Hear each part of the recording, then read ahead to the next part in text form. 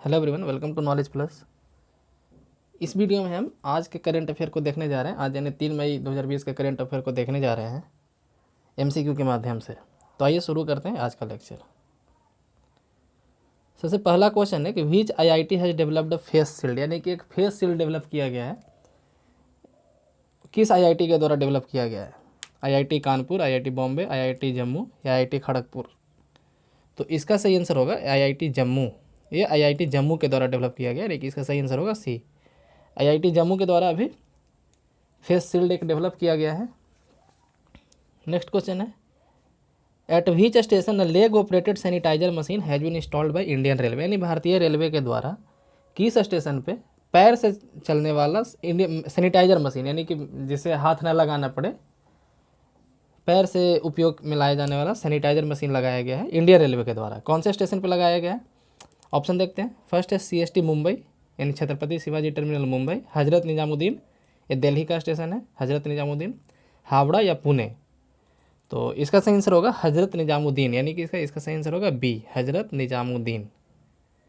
Hazrat Nizamuddin station पे अभी भारतीय रेलवे के द्वारा पैर से चलने वाला सैनिटाइजर मशीन लगाया गया है। तीसरा क्वेश्चन है कि व्हिच स्टेट हैज इम्पोज्ड कोविड-19 cess on diesel, petrol and other motor spirit, यानी कौन सा स्टेट कोविड-19 सेस लगाया है डीजल पे, पेट्रोल पे या फिर दूसरे भी जो पेट्रोलियम स्पिरिट हैं, पेट्रोलियम प्रोडक्ट है या फिर कोई मोटर स्पिरिट है उस पर? तो आइए पहले देखते हैं सेस क्या होता है। तो सेस को हम लोग टैक्स ऑन टैक्स बोला जाता है, मतलब टैक्स के ऊपर भी लगने वाला टैक्स को हम लोग सेस बोलते हैं। सेस कोई टैक्स से कोई पार्टिकुलर फंक्शन के लिए नहीं लगाया जाता है। जैसे टैक्स लिया जाता है तो उस टैक्स का गवर्नमेंट जिस तरह से चाहे पैसा अपना खर्च कर सकती है, एजुकेशन पे, इंफ्रास्ट्रक्चर पे, हेल्थ पे, कहीं भी।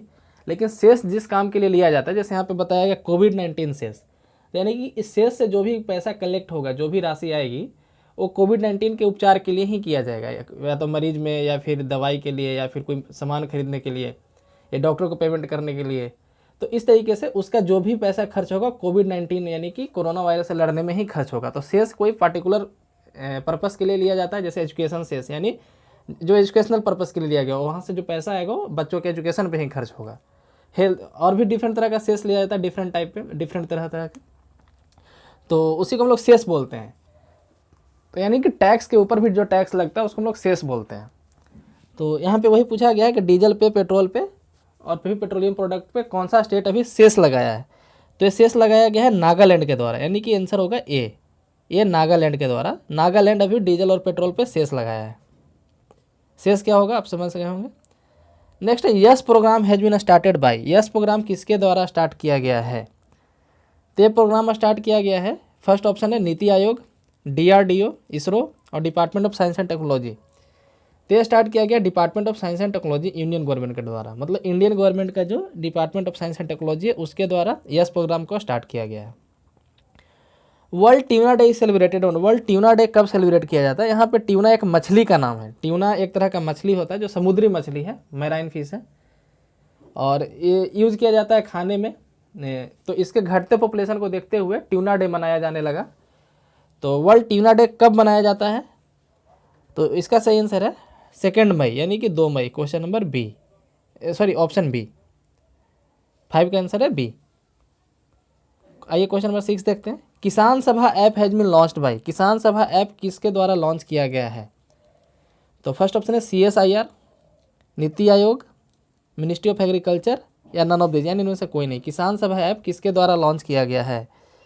तो किसान सभा ऐप CSIR के द्वारा लॉन्च किया गया, यानी कि इसका सही आंसर होगा ए, इसका सही आंसर होगा, यानी CSIR के द्वारा किसान सभा ऐप लॉन्च किया गया है।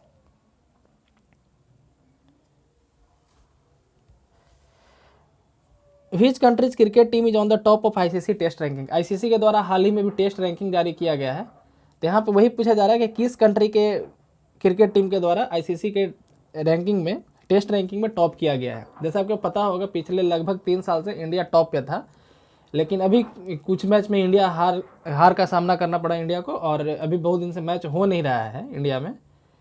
तो लगातार इंडिया का रैंकिंग थोड़ा घटते जा रहा है। तो इंडिया अब टॉप पे नहीं है, पहले इंडिया टॉप पे था 3 साल पर, मतलब अभी तक इंडिया टॉप पे था लगभग 3 साल से। तो यहाँ पे पूछा जा रहा है कि कौन सा कंट्री का क्रिकेट टीम जो है टॉप पे है ICC टेस्ट रैंकिंग में। ऑप्शन है इंडिया, ऑस्ट्रेलिया, न्यूजीलैंड या साउथ अफ्रीका। तो इसका सही आंसर है ऑस्ट्रेलिया। ऑस्ट्रेलिया की टीम अभी टॉप पे आ गई है टेस्ट रैंकिंग में, यानी इसका सही आंसर होगा बी। इसका सही आंसर होगा बी। इंडिया अब तीसरे नंबर पे चला गया है, पहले नंबर पे ऑस्ट्रेलिया है, दूसरे पे न्यूजीलैंड और तीसरे पे इंडिया चला गया है। तो ध्यान रखिएगा इंडिया अब टॉप पे नहीं है। इसका सही आंसर होगा बी, ऑस्ट्रेलिया। क्वेश्चन नंबर 8 है, recently NDB has launch announced loan to BRICS country of what amount. मतलब कि अभी एनडीबी का फुल फॉर्म होता है न्यू डेवलपमेंट बैंक। एनडीबी का फुल फॉर्म होता है, एनडीबी जो है उसका फुल फॉर्म होता है New Development bank, new Development bank. इसको कभी कभी ब्रिक्स बैंक भी बोल दिया जाता है, क्योंकि ये ब्रिक्स देशों के द्वारा बनाया गया। ब्रिक्स देश यानी कि Brazil, Russia, India, China and South Africa. BRICS का फुल फॉर्म होता है ब्राज़ील, बी से ब्राज़ील, आर से रसिया, आई से India, C for China, S for South Africa, है ना। ब्रिक्स बनाया गया था 2006 में, लेकिन इसमें पहले साउथ अफ्रीका नहीं था, पहले सिर्फ ब्रिक था। 2006 में जब बना था तो ऐसे लिखा जाता था, ये 2006 में था। लेकिन 2010 में जो है इसमें साउथ अफ्रीका के शामिल हो जाने के बाद ये बन गया ब्रिक्स। यानी कि साउथ अफ्रीका स्टार्टिंग से मेंबर नहीं है, ये 2010 में जुड़ा है। ब्रिक्स का स्थापना 2006 में हुआ है। एनडीबी जो है न्यू डेवलपमेंट बैंक, इसको ब्रिक्स बैंक भी बोला जाता है। इसका मुख्यालय चाइना में है। तो एनडीबी जो है कितने अमाउंट का लोन अभी ब्रिक्स बैंक को देने के लिए बोला है? ऑप्शन है $10, सॉरी ये बिलियन डॉलर होगा, मतलब $10 बिलियन, $15 बिलियन, $12 बिलियन, $20 बिलियन। तो इसका सही आंसर होगा $15 बिलियन। ये बिलियन डॉलर है।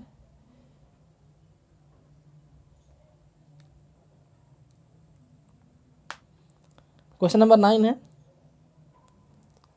Which state has started a free health insurance to every citizen. कौन सा ऐसा राज्य है जो अपने सारे सिटीजन को, सारे नागरिक को फ्री हेल्थ सर्विस देना स्टार्ट किया है? जैसे एक है ना PMJAY, प्रधानमंत्री जन आरोग्य योजना, जिसको हम लोग आयुष्मान भारत योजना भी बोलते हैं। उसमें कुछ परिवारों को 5 लाख पर फैमिली इंश्योरेंस दिया गया है, हेल्थ इंश्योरेंस, यानी कि उतने तक का ट्रीटमेंट जो है वो करवा सकते हैं किसी भी हॉस्पिटल में जो आयुष्मान भारत के तहत सर्टिफाइड है। तो यहाँ पे कौन सा एक स्टेट अभी हाल ही में है जो अपने सारे सिटीजन को, कुछ गरीब या अमीर या फिर किसी भी तरह के सिटीजन का क्लासीफाई नहीं करते हुए सारे सिटीजन को हेल्थ इंश्योरेंस प्रोवाइड कराया है? तो यह भी महाराष्ट्र के द्वारा किया गया है। सारे सिटीजन को हेल्थ इंश्योरेंस प्रोवाइड करना महाराष्ट्र के द्वारा किया गया है, लेकिन इसका सही आंसर होगा डी। महाराष्ट्र के द्वारा भी सारे सिटीजन को हेल्थ सर्विस प्रोवाइड किया गया है, हेल्थ इंश्योरेंस। नेक्स्ट क्वेश्चन है question number 10, who recently publish that during lockdown India will have a loss of 10 lakh crore rupees. अभी एक रिपोर्ट आई है, उसमें बताया गया है कि इंडिया को लगभग 10 लाख करोड़ रुपया का नुकसान होगा लॉकडाउन के कारण। ये रिपोर्ट किसके द्वारा लॉन्च किया गया है? फर्स्ट है WHO, सेकंड क्रिसिल, थर्ड है वर्ल्ड बैंक, फोर्थ है नीति आयोग। तो ये रिपोर्ट जो है क्रिसिल के द्वारा लॉन्च किया गया है। एक रिपोर्ट जो है क्रिसिल के द्वारा बताया गया कि इंडिया को लगभग 10 लाख करोड़ का नुकसान होगा लॉकडाउन के कारण। तो इसी के साथ हमारा 10 क्वेश्चन आज यहाँ करंट अफेयर का समाप्त होता है। होमवर्क के लिए क्वेश्चन है कि which movement is known as first civil disobedience movement. पहला सिविल डिसोबीडियंस मूवमेंट किसको बोला जाता है? जैसे इंडिया में जितने भी आज़ादी के समय मूवमेंट हुए थे, तो एक सिविल डिसोबीडियंस मूवमेंट तो हुआ ही था, सविनय अवज्ञा आंदोलन जिसको बोलते हैं, लेकिन पहला सिविल डिसोबीडियंस किसको बोला जाता है?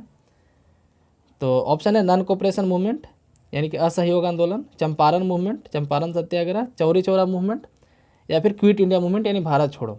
तो इसका सही आंसर आप कमेंट बॉक्स में दें और इसका आंसर हम कल बता देंगे। तो इसी के साथ हमारा लेक्चर आज का समाप्त हुआ।